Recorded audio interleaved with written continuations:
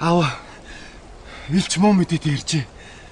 Түшээдхан дорж жав аваа гахыг хөнөөж цэргүүдийг хүүс тэмтэрсэн байна. Түшээдхан. Анжлаач дөрөв юу гэдэлээ. Тогтож айлт.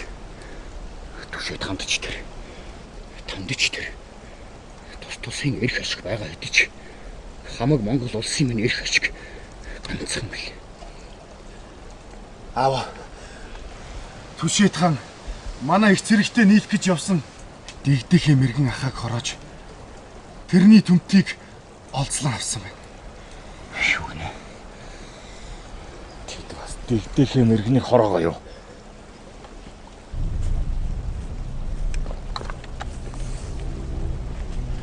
Данду!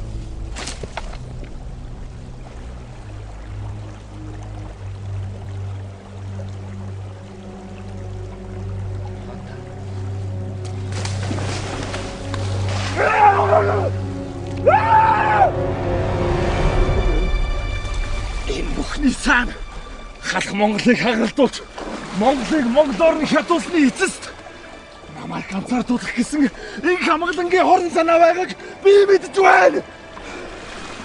Цөөхөн ялалтандаа ирсэн Түшээдханы цэргийг ойд нутгийн гүнлөө орж ирэхээс өмнө би өсч цэргээ үлдэх. Хатгаар хоёртай тут бүхэлдээ манжи хоол болох уу? Чи. Амаад. Тэрсэн ахыгаа үнэж шилдэг ирсэн хядуулчаад байна.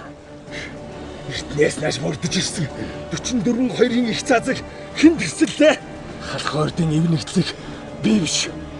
Түшээдхан жагуунд орж эвдсэн биш үлээ.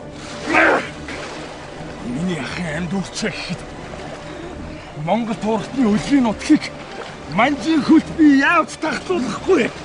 Эзэнт түргүй болсон халахыг би зүүн гартаа нэгтгэж хамаг Монгол улсыг байгуулна.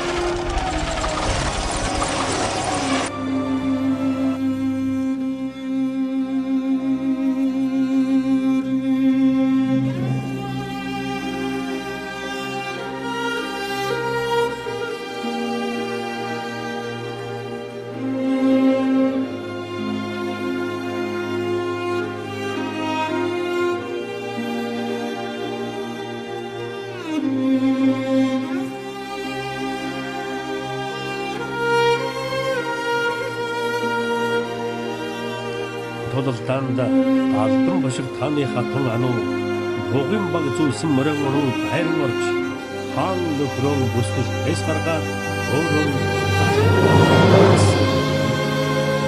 зоомтны худаанд хатар зайсан улаан хожуу нарын жинжид аттан шороныхан гөлөө алтан алян төрсөн